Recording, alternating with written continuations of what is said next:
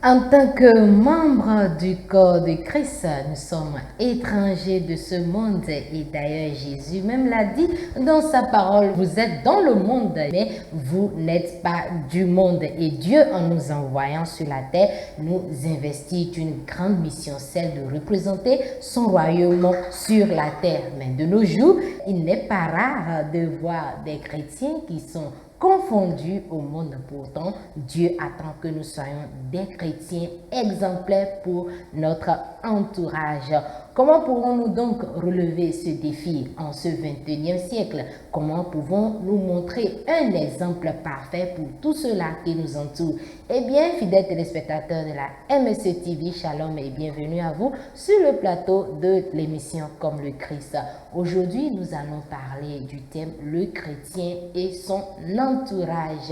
Et je suis bien évidemment avec un invité qui est sur ce plateau et nous le disons shalom. Shalom à vous, pasteur. Oui, bonjour. Comment vous allez? Ça va. Nous rendons grâce à Dieu. Merci à vous de répondre à notre invitation. Je vous en prie. Alors, fidèles téléspectateurs, comme vous le savez, nous avons l'habitude de vous donner la parole dans cette rubrique pour vous permettre de dire ce que vous pensez par rapport à ce thème. Eh bien, la question est lancée à vous. Est-ce que selon vous, vous pensez qu'en ce 21e siècle, en tant que chrétiens, nous pouvons être des modèles pour notre entourage? Et s'il en est ainsi, comment nous pouvons donc procéder? Dites-nous tout ce que vous pensez dans cette rubrique. À vous la parole.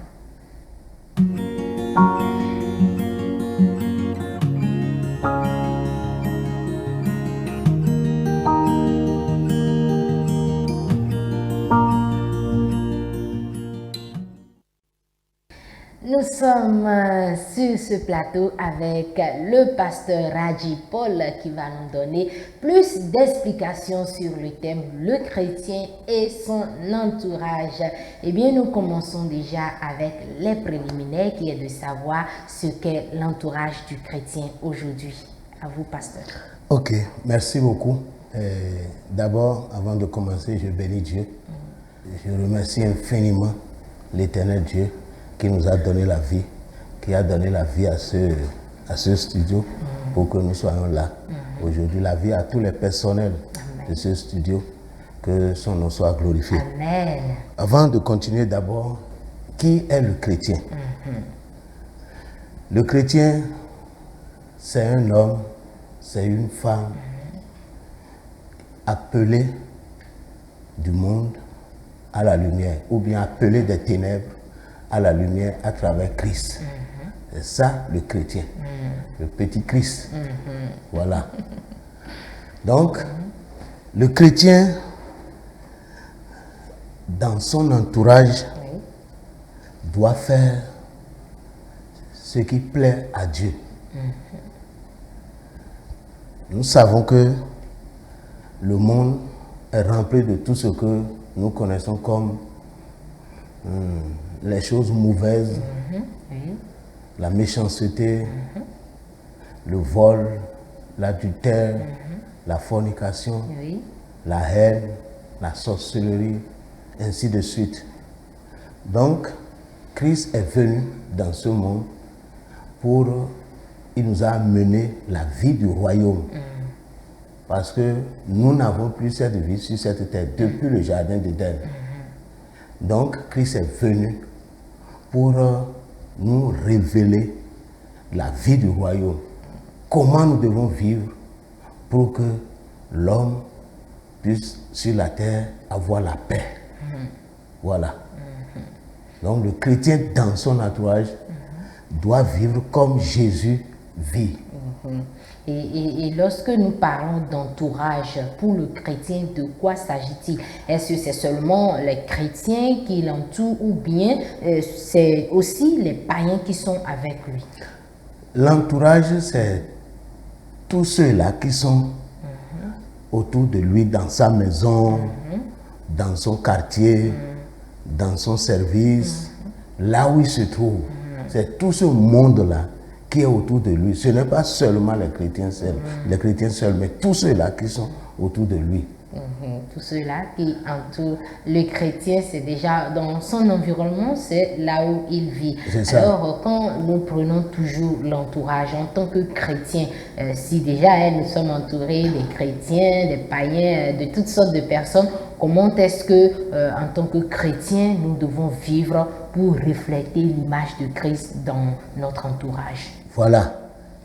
Quand Christ est venu, il nous a révéler déjà la manière dont nous devons vivre. De quelle manière? Le caractère. Nous savons que le caractère que l'homme porte dans ce monde est mauvais. Est mauvais. Et c'est ce caractère qui amène la malédiction, qui amène les problèmes, qui amène la souffrance, qui amène les difficultés. Mais le chrétien, lui, il a déjà copié le bon caractère chez Christ. L'amour, le pardon, le secours, tout ce qui est bon, la vie. Il donne la vie. Jésus est venu donner la vie. Là où il y a les pleurs, quand Jésus rentre là, c'est la joie. Là où il y a les problèmes, quand Jésus rentre là, là où il y a les divisions, il y a quand Jésus rentre là, c'est la réconciliation. Donc c'est ce que Christ nous a montré. Donc le chrétien dans son entourage doit manifester ce caractère. Et quand les gens voient ça, les gens voient que celui-là en lui, il y a quelque chose d'extraordinaire. Il y a quelque chose que si nous pouvons copier ça, tel que nous le voyons là, nous aussi nous pouvons vivre comme ça. Vous voyez? Oui. Voilà comment le chrétien doit vivre dans son entourage. Et voilà, donc il est clair, mais du coup, il y en a d'autres personnes, quand ils voient que c'est un chrétien qui se trouve là, et puis bon, ils savent déjà que le chrétien doit manifester la joie, comme vous l'avez dit, la joie de Christ, la paix de Christ, etc. Oui. Et du coup, ils se disent que bon, comme c'est un chrétien, je vais faire des choses pour voir comment est-ce qu'il va réagir avec ces personnes-là en tant que chrétien. Comment est-ce qu'il faut faire? Est-ce qu'il faut toujours continuer par être le bon chrétien ou bien il faut sortir un peu de ses gonds pour dire niet, il ne faut pas se laisser abuser, se laisser tromper, etc. Bon, le chrétien, nous sommes nés de Dieu. Et quand nous sommes nés de Dieu, désormais, nous avons l'Esprit de Dieu qui habite en nous. Ça veut dire que on ne se commande plus nous-mêmes. Parce que nous sommes dans la chair. N'oublions jamais ça. Et nous connaissons les œuvres de la chair. Voilà. Galate nous l'a cité. Oui. Donc, mais maintenant, le Saint-Esprit est venu habiter en nous pour que nous puissions connaître la volonté de Dieu. Pour que nous puissions connaître les caractères de Dieu. Et désormais, l'Esprit de Dieu nous aide à vivre la vie là, la vie de Dieu là. Donc, il n'y a pas question que à un niveau donné ou bien à un temps, le chrétien va sortir de ses gonds pour manifester. Non. Il est guidé par le Saint-Esprit. L'Esprit de Dieu en nous. Donc, nous sommes guidés par le Saint-Esprit. Et c'est l'Esprit de Dieu qui nous dit, voilà ce que tu dois faire à tel niveau, dans telles conditions. Voilà ce que... Donc, le chrétien doit être à l'écoute du Saint-Esprit. Il est en mission. C'est son travail dans la vie du chrétien. Tout simplement pour amener le chrétien à influencer son entourage pour que ceux-là qui ne connaissent pas encore cette vie puissent courir maintenant pour venir vers lui, pour qu'il puisse les conduire maintenant vers celui-là qui lui a donné cette richesse-là. Donc le chrétien doit vivre à tout moment selon la volonté de Dieu. Parce qu'il a l'Esprit de Dieu. Et l'Esprit de Dieu ne quitte pas. Il est là éternellement, il est là jusqu'à notre mort. Waouh, Voilà. ça c'est vraiment magnifique. Et il faut vraiment que Dieu puisse nous aider parce que c'est vrai que c'est pas facile. C'est vrai. Il y en a qui aujourd'hui se disent bon, je sais qu'il est chrétien et parfois chaque fois c'est lui qui vient vous demander ou peut-être même vous offenser. Mais quand on a l'Esprit de Dieu, comme vous l'avez dit, quand on a l'Esprit de Dieu en nous, il nous aide à accomplir sa volonté. Oui. C'est bien ça. C'est ça. Voilà. Nous ne pouvons pas dominer le Saint-Esprit. Le Saint-Esprit qui nous domine parce qu'il est Dieu. Donc c'est à nous maintenant de nous disposer, de nous mettre à sa disposition pour qu'il nous enseigne, pour qu'il nous conduise. Je dis, il est là pour ça. Lui connaît tout. Donc si nous nous laissons à lui, lui va nous conduire selon la volonté de Dieu. Chaque fois que la situation arrive, lui, il dit, voilà, mon fils, ce que tu peux faire pour que ça... Par exemple, il est dans le quartier. Il y a une situation, peut-être c'est la bagarre qui est arrivée ou bien dans la maison où il se trouve. Il y a entre un couple là, il y a des problèmes. Ou juste à ce qu'il devait avoir même la séparation. Mais le chrétien qui est là, le Saint-Esprit, l'amène à réconcilier et non de chercher nécessairement que le couple se sépare. Ou peut-être de rester à l'écart pour dire ça ne me concerne pas. Non, quand ça se passe devant lui là, ça veut dire que ça se passe devant le Saint-Esprit.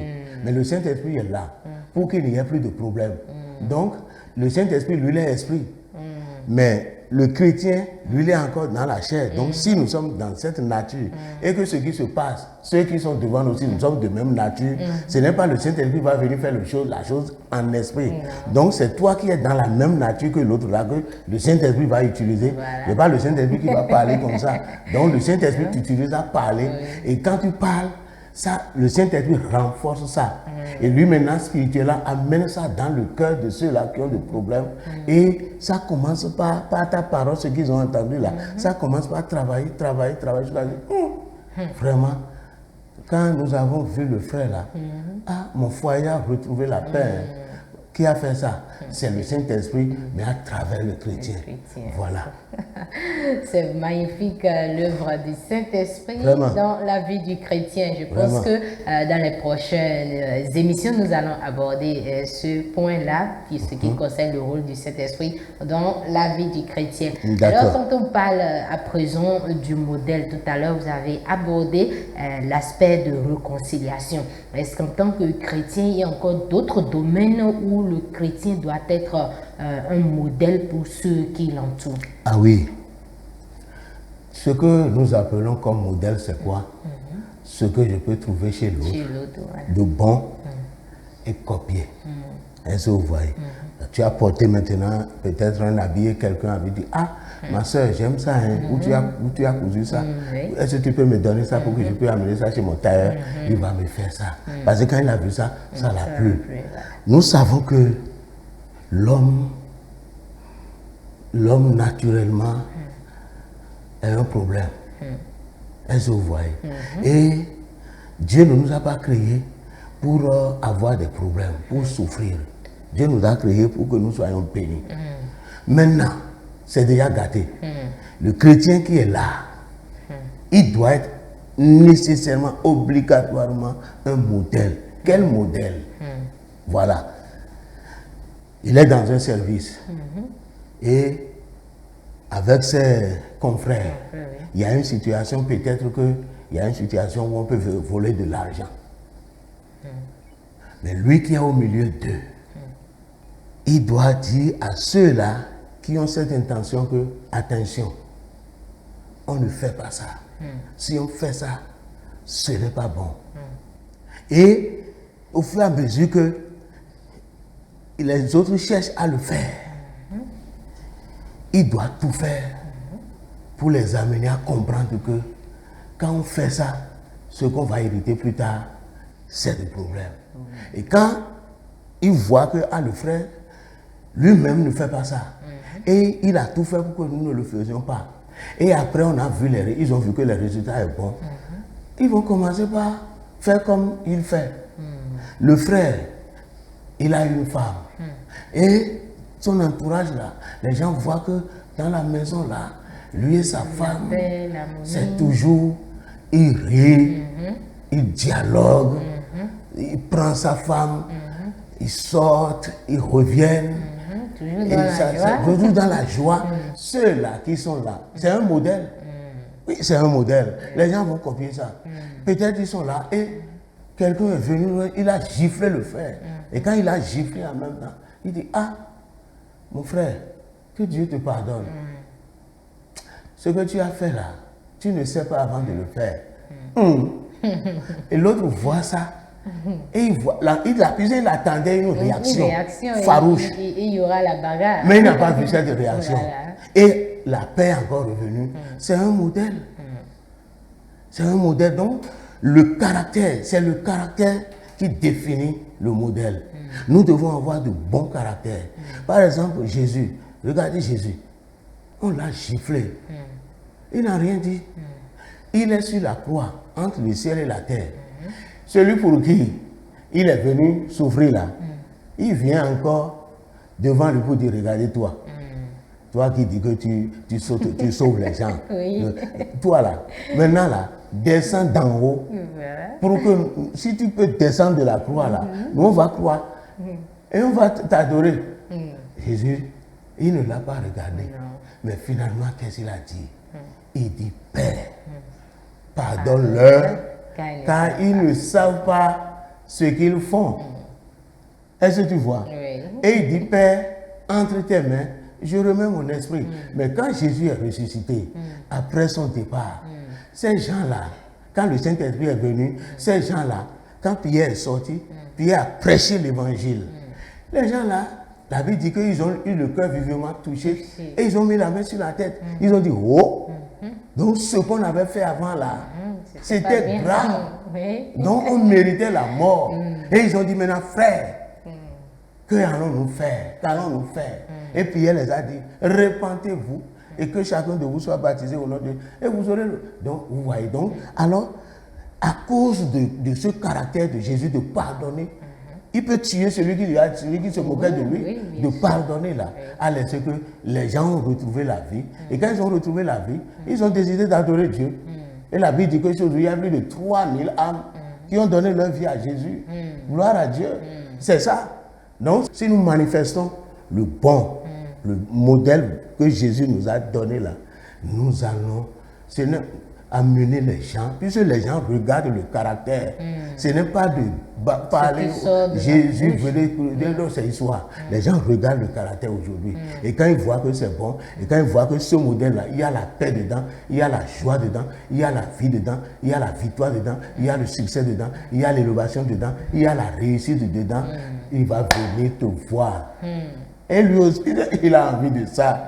Qui n'a pas envie du bonheur? Quand tu tombes malade, tu ne te guéris pas. Forcément. Donc ils vont venir. Là où il y a la lumière, vous allez voir tout ce qui, les fourmis, ils vont courir vers la lumière. C'est ça. Mais ce qui est mauvais va fuir.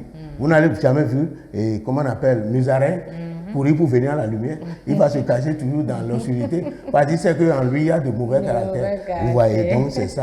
Donc, nous devons donner toujours de bons. Ce que Jésus nous a donné comme modèle, nous devons manifester ça dans notre entourage. Les gens regardent. Une fois que les gens ont su que tu es un chrétien, eux, ils vont toujours te regarder. Si tu fais un geste, ce que l'autre va faire, on ne dira rien là. Si toi tu fais là, ça va sortir jusque derrière la frontière du Bénin. Apparemment, on dirait que les chrétiens sont souvent pris comme des petits dieux et à chaque fois que nous posons des actes, on regarde ces actes surtout selon ce que nous sortons de notre bouche. Et vous l'avez compris, fidèles téléspectateurs, en tant que chrétien, vous devez veiller à votre caractère, vous devez aussi refléter l'image de Christ. Dans votre vie, vous devez représenter le royaume de Dieu sur cette terre et autour de vous. Alors, la question qui se pose actuellement, c'est de savoir en tant que chrétien, comment est-ce qu'on doit être une bénédiction pour son entourage. Est-ce que seulement il faut être là en tant que chrétien, partager la nourriture, partager l'argent, etc. En tant que chrétien, comment est-ce qu'on peut être une bénédiction pour notre entourage? Ok. Quand on dit la bénédiction, le contraire, c'est la malédiction. Oui. Et là où il y a la malédiction, il n'y a que la souffrance et la mort. Maintenant, le chrétien, nous avons l'Esprit de Dieu. Nous avons l'Esprit de créer. Parce que la Bible nous dit que Dieu créa. Il créa, il créa, il créa, il créa. Le monde dans lequel nous sommes aujourd'hui, c'est Dieu qui l'a créé. Oui. Donc, dans notre entourage, nous pouvons faire des choses qui peuvent faire sortir les gens de la pauvreté, de la misère, de la précarité. Oui, parce que nous avons déjà l'Esprit de Dieu, nous sommes illimités. Et nous pouvons avoir la révélation. Parce que nous regardons notre entourage. Ils souffrent de quoi? Ils souffrent de quoi? Quels problèmes ils ont? Comment nous pouvons faire? C'est à nous que Dieu va donner la révélation. Parce que c'est nous qui sommes dans la lumière. Et c'est sur nous que Dieu compte ici. Et c'est par nous que Dieu va parler. Parce que nous sommes ses enfants. Donc, ce qui ne va pas, Dieu va nous les révéler. Ça peut être des activités génératrices de revenus que nous pouvons créer. Fabrication de savon, Coopérative. ainsi de suite, où nous pouvons former des groupements et à travers ces groupements-là, commencer par les aider et Dieu pourvoira à tous nos besoins parce que Dieu le veut comme ça. Il y a pas, ce n'est pas la prière seule. Il y a la prière, mais la prière n'amène pas l'argent. La prière n'amène pas le bonheur. La prière peut restaurer ton âme. Mais c'est le travail qui peut transformer, qui peut amener quelqu'un dans la prospérité, dans la richesse. Alors, Dieu même, quand il a créé Adam, il l'a amené dans le jardin, il ne l'a pas dit de se promener, il ne l'a pas dit de dormir. Non, il a dit, il faut cultiver le jardin parce qu'il y a des richesses qui sont cachées sous le sol. Et c'est en cultivant que ces richesses-là vont sortir. Donc, à cause de la malédiction, à cause des ténèbres, il y a des choses que les gens ne peuvent jamais découvrir. Et alors que ces choses-là sont là. Et s'ils peuvent découvrir ça, vous allez voir, l'entourage va changer. Les choses vont changer. Les gens seront bénis. Maintenant, nous qui sommes dans la lumière, si nous venons à Christ, Dieu peut nous révéler ces choses-là. Et nous, quand il nous révèle ces choses, il nous donne les moyens. Quand Dieu t'envoie, il pourvoit toujours. Et il donne les moyens. Et maintenant, par ces moyens, quand tu commences et les gens viennent et vous commencez, et l'argent commence à venir, c'est fini. Le pauvre sortira de sa pauvreté. Et quand maintenant il va commencer par s'épanouir, il va dire, mais gloire à Dieu. Grâce à ce frère qui est venu là, les choses ont changé. Nous avons vu telle chose. Aujourd'hui, je mange bien. Aujourd'hui, je peux porter tel pain. Aujourd'hui, je peux faire ceci, cela. Mais c'est grâce à lui. Et quand ce changement arrive là, la personne, il va se donner. Forcément. Il sera béni. Tu rentres chez lui, c'est la joie. Tu viens, on t'accueille comme un héros, on t'accueille comme quelqu'un qui est descendu du ciel. Donc le chrétien, voilà ce qu'il peut faire. Il peut amener les gens à sortir de la pauvreté. C'est possible. Oui, parce que nous portons Dieu. C'est possible. Et c'est ce que Dieu veut. Dieu, dans le jardin d'Éden, il y a tout. L'homme est né pour vivre dans le confort. L'homme est né pour vivre dans la bénédiction. Mais c'est l'ennemi qui est caché là, qui amène les gens à vivre dans la misère. Mais nous, aujourd'hui, Dieu nous a donné ce pouvoir. Et quand nous venons quelque part, nous pouvons dire à l'ennemi, c'est fini. Toi quitte je prends la place. Et maintenant, ce que Dieu a mis en nous là, nous, on va commencer par inverser ça dans la vie des gens. Commencer par préparer les gens à les former dans ceci, à les former. Et les gens peuvent savoir faire ceci. Par exemple, là où, c'est un exemple que je donne, que la gloire soit pour l'Éternel. Par exemple, là où je suis maintenant, en tant que pasteur, je ne prie pas seulement, je ne jeûne pas seulement, mais je fais quelque chose, j'ai fait la formation, je fais du bon savon jusqu'à ce que mon entreprise s'appelle Noé. Et quand je vais ce savon Noé, je fais encore un peu de l'élevage. Et tout ce que je fais là, c'est pour amener l'Église à comprendre que nous ne sommes pas là seulement pour le spirituel, mais nous sommes là aussi pour le social. Parce que si tu ne manges pas bien, même en priant, tu seras fatigué, tu risques de tomber. Donc, voilà. Donc, le chrétien peut être vraiment une bénédiction pour son entourage en créant des activités. En créant des activités. En créant des activités. Et maintenant, à base de ces activités-là, avec la prière, ça va changer. Ça doit changer. Et les gens seront bénis. Ils seront spirituellement bénis. Et ils seront aussi physiquement bénis. Qu'est-ce que nous voulons sur cette terre? Il n'y a que la bénédiction physique et spirituelle. Voilà. Merci beaucoup à vous. Je pense que ce point est vraiment très important et d'ailleurs, ça m'a très impressionné. Et j'espère aussi pour vous, fidèles téléspectateurs, que ça vous a vraiment aidé dans votre entourage. Il ne suffit pas seulement d'être en train de prêcher tout le temps l'évangile, de parler, mais il faut aussi créer, telle est l'explication que nous a donnée notre cher pasteur. Et je voudrais compléter quelque chose. Oui. Notre image, c'est Christ. Notre modèle, c'est Christ. Les gens sont venus vers lui, il les a enseignés, mais quand, en les voyant, quoi, il a pitié d'eux. Mais qu'est-ce qu'il a dit? Donnez-leur à manger. Mais les disciples ont dit, comment on va faire? On n'a que 2 pains, 3 pains, qu'est-ce qu'il faut faire? Il a dit, amenez les 2 pains là, amenez le poisson là. Et quand il a pris ça, il a rendu grâce et Dieu a multiplié ça. Et la Bible dit qu'il y a eu plus de 5000 hommes qui ont mangé sans même compter les enfants. Et après ça, l'abondance n'est pas venue. Les gens peuvent rester là pendant 6 jours. Tant qu'il y a de manger là, ils vont rester là à écouter. Parce que ça marche bien dans le ventre et ça marche bien aussi dans le spirituel. En avant. Merci beaucoup à vous, Je vous en prie. cher pasteur. Je pense que rapidement, nous allons prendre votre mot de fin vu que notre temps est déjà en train d'être épuisé. Oui, tout ce que je pouvais dire, je veux dire à nos frères, à nos bien-aimés, qui ont déjà connu Christ. Ils doivent réfléchir et de savoir qu'ils sont les représentants de Dieu dans leur entourage. Et chaque jour réfléchir comment faire pour que leur entourage puisse avoir maintenant la transformation. Pour que de la malédiction, l'entourage puisse arriver maintenant à la bénédiction. Voilà ce que je peux dire à nos frères Merci chrétiens. beaucoup à vous pour ces riches explications, que le Seigneur puisse vraiment vous fortifier pour les fois prochaines. Amen.